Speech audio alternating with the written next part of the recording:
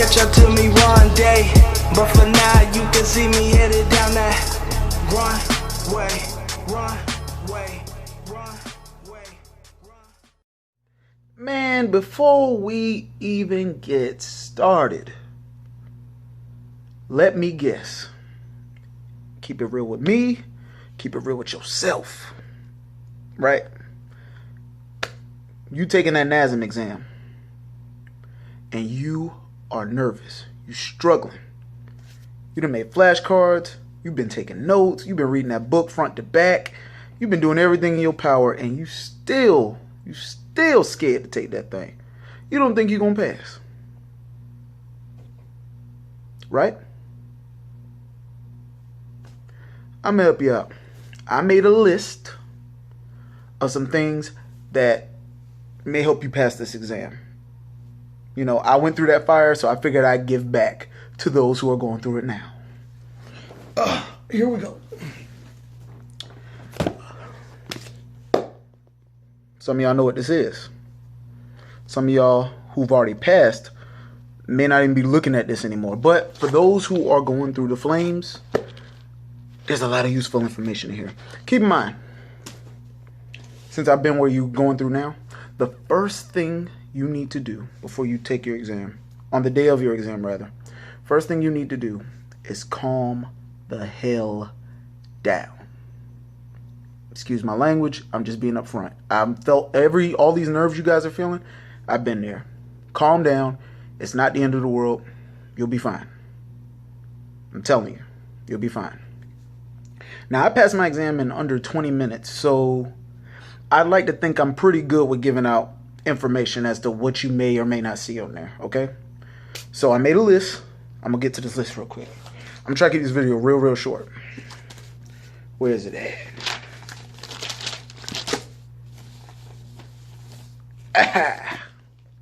Wasn't very well prepared, but I got you. Things you need to know. Guys, you need to know basic training assessments. My exam was all about assessments more than anything else. You're going to get a lot of essay type questions where it's going to be a whole bunch of stories about the clientele you're dealing with and the things they're going through. But if you can learn how to assess, not only will you pass the exam, that's the first step to being a good trainer. You have to learn how to assess things with people. Lifestyles, postural issues, things like that. You got to be able to look at people. And even in my line of work, I see it now on a regular basis. That's a skill. You have to develop that. You got to read up on that, study that. And I promise, if you got that part down, you're going to pass the exam just off the bat. If you know your assessments, guess what? You've already passed. You've already passed if you know your assessments. For those who are struggling, if you know your assessments, you've already passed. Next thing, basic nutrition. Mine was not heavily based on nutrition, but there were some basic things. You need to know how much water a person should be drinking. You need to know proteins, carbs, fat, all your macronutrients. I didn't really get too much on micronutrients or on supplementation or on things like that. So don't stress that. Now keep in mind, there may be different versions of the exam, so you do want to be well-rounded, but I didn't get a lot of that.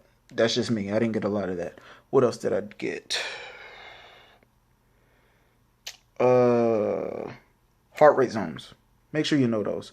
1, 2, and 3. And the heart rates associated with it. You know, whether that's 65 to 76 and so on and so forth. So you need to know those. 65 to 75, excuse me. So cardio zones, nutrition, your acute variables. Very important to know. Reps, sets, things like that. FITTE, frequency, intensity, type, time, and enjoyment. You need to know those. Key terms. A lot of your key terms from chapter 5 are on the test. I had a lot of questions with key terms. Mine was basically key terms and assessments. If you know those, you're going to pass. So calm down. I promise, if you know those, you're going to pass. Actually, a lot of the practice exams you get, and if you got a book, you already get practice exams that come with it. So a lot of the practice exams you get, and if you're taking e-teach, those practice exams are even harder than the final. So if you're doing good on those, you're going to pass. If you're doing good on these practice exams, you're going to pass. I'm telling you, Relax. It's not a very hard cert to get. It's not.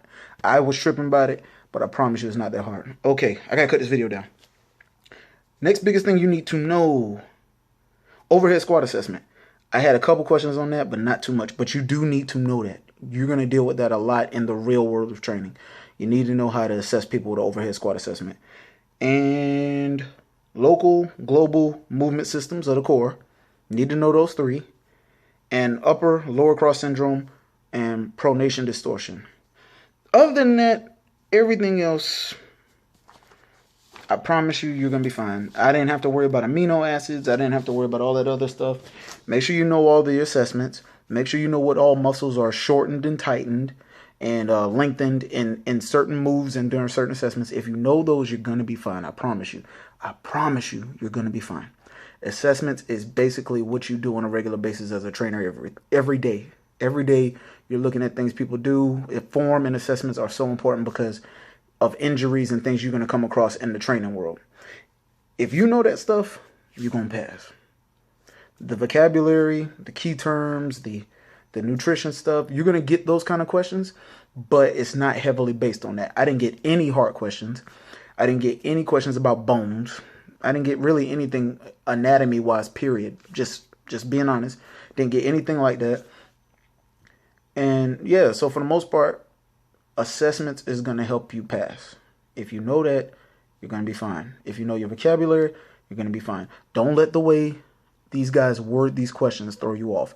Read them sometimes 2 or 3 times. Look for over and underactive if you see anything like that. Make sure you know what you're going on. You may get questions. I'm going to just throw you a random one. You may get a question where they talk about, a woman who wears heels throughout the day may have a, and you're supposed to know, that's the soleus or the gastrocnemius calf muscle. Okay. Don't let these words trick you. Just know what you're looking at. Go over the material, study your butt off, and I promise you, when you're done, you're going to realize that exam is not hard at all. It was very easy. Like I said, I went in there, came out about 25 minutes, certified. And now I work. I train. So just pass on the knowledge. Go do it. Be somebody. The advice is free. The hustle is sold separately. Like, comment, subscribe. Holla back at your boy.